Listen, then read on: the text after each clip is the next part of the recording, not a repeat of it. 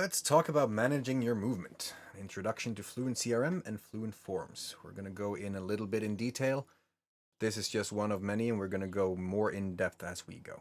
So this is the first overview over the plugins. As we said, going to go in through forms and lists and tags.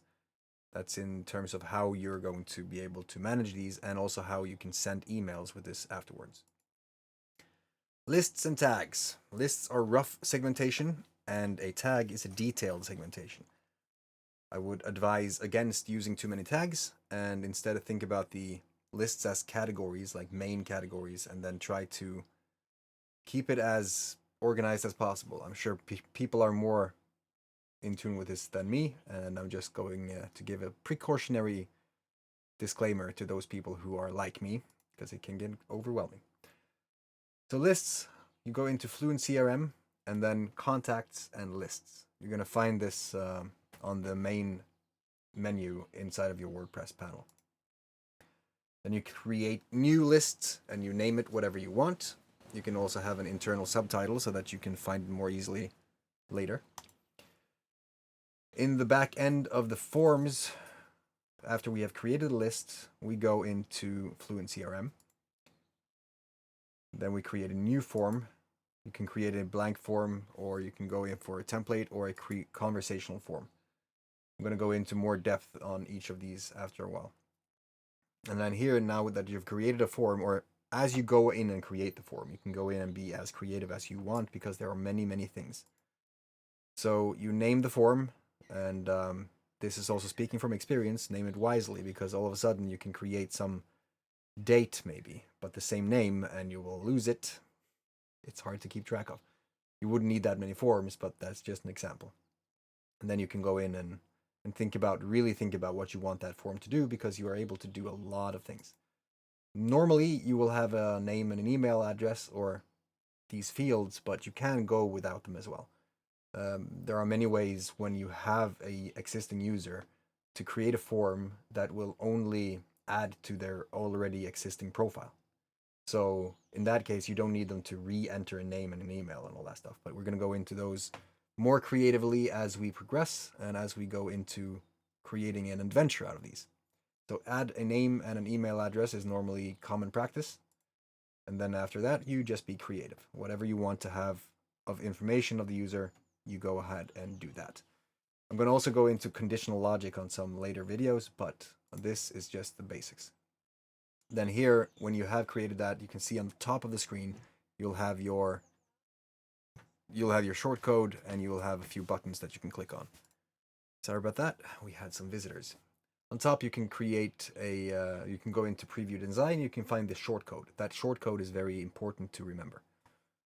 And then you can also, inside of preview and design, you can go in and find different things that you can add to your form, like what kind of color do you want on the text, and what kind of color do you want on a submit style or the submit button, and different things that is going to be the best way to learn this is just go in and click around, because it's going to be showing you live as you go. It's a really good thing to get into. Here we have the same thing. Now that we have the main entry, and you can see that we have the basic information that we need, I can go in here, I can go and see my form from the list. Let's see here, forms, and then you find the name or the short code that you're looking for, because now you're going to add that to the page. So we have created the form. We haven't really gone in and created any list for that form, but we're going to get into that. That's in settings and integrations, because now we want the form to actually do the things that we need it to do while it's on the web page, right? If they go in and they opt in for a webbook or an ebook or something that you're going to give them, it's ideal that this is actually given to them, right? So the name, settings and integrations, and in here you're going to find configure integrations on the bottom, like that. And then from here, now if you don't have any integrations from before, you're going to find this list where you can choose whatever integrations you have. I'm also going to show you how you can go in and activate those if you don't have that already activated, because sometimes you will not see all of these different options. especially if you don't have Fluent Forms Pro. But if you're watching this video, you should have Fluent Forms Pro. There we go. So you choose one, make a new integration, or edit the existing one. Now we're going to go in here. We already have 3 integrations in the list. So what I want to do is go into the FluentCRM integration feed. You're not going to have any here if you haven't added them, but when you go into there, you're going to see those are redundant animations. This is the inside of the FluentCRM integration feed. In here, you can select the list. Did we go through that? I think so, maybe. Where you can add the contact fields, and this is going to be mapped to the form. So when you click on these, you're going to find the different names of the fields inside of here, depending on what you have. And then here you can also go into tags. We're going to talk more about tags. I don't think we actually need to. If you want to have very, very, very detailed tags and segmentations, you can do that. You can have this as a sub-segmentation inside of your lists so that you can have different dates, for instance.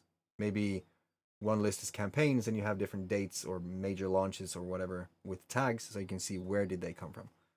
So this is all up to how creative you want to be, but we're going to create more videos on how to actually style and design such a journey.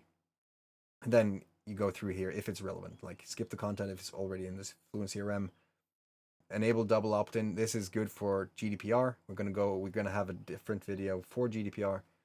And then we have different things like for subscribe if they're not subscribed already, but only exists or for people who's already in there. Then you click enable this feed, and then you click on save the feed. That's it. Now you have that integration into that form. Now we want to have this form on the web page. This is the form idea or ID. We go to the desired page. We then click edit with Divi on top or enable visual builder, and then go to the module cogwheel and the module settings. This is what we see here. This is going to add this. I'm going to go more into depth on this because it's important that we know how to use Divi, but we're also going to have very specific videos for this as well. But this is what that form looks like when I have added it. I've added a picture behind it, so this is for the front end. It's not going to be inside of Fluent Forms, but in Fluent Forms, you're going to see this basic list or a form. So this is where I said enable the visual builder. When you go into a page and you're logged in as admin, you can click on this button and then you click on the cogwheel, or you add a new module, be that text or code. I recommend you use text because text is also able to change the design from within the text module. I'm going to go into that too in a different video. Yeah, there we go. I should have just had pictures, shouldn't I? But now that we have that on there, right, you just add that shortcode. That's all you have to do. You add the shortcode inside of the text module and this will pop up. Now you can click that and edit it as you want to. But this is the inside of the FluentCRM, and we're going to have to be here if we're going to send an email. So to get here, find the list that you had. It's inside of contacts and lists. There you can find the people who actually submitted the information so that you have all the information of the people coming in right there. This is what happens when people go in through my lists. First they get Seeker and they get newsletter if they click on that opt-in, and then they go through a new survey that shows them where to go next. It could be healer, creator, warrior, or wizard. And here I can see a different people on different paths. This is where lists and tags can work really good together. So contacts and lists, and then now if you want to send emails to these people, you can either click on, if you have this, you can just click on the contact and send email from within that contact folder or contact profile, or you can click on create new campaign on the top, and if you need to set up the emails, you click on the tutor hat on the right and you'll get a full tutorial from FluentCRM where they go through how to actually set this up for sending emails. It's really good because it requires a little setup. We're probably going to have a video on that as well. So in there you can just go and add whatever you want. It could be HTML, it could be in a template that you've created before. It could also be any of these set templates from FluentCRM or something that you've created and then just saved as a template. But then you go through, you write your stuff, go through and look at this as well. I'm going to have videos on actually the campaign specifically. There's a lot of things to do. But that is more or less what you need in order to use the Fluent forms. So for you to really get any value from using the lists, just remember the main point.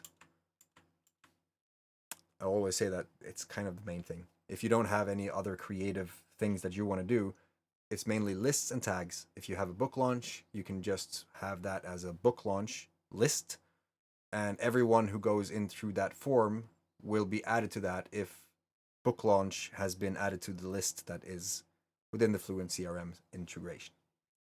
This video should have had everything that you need. If there's anything more, you can reach out to us, and then I hope you're having a fantastic day. Take care.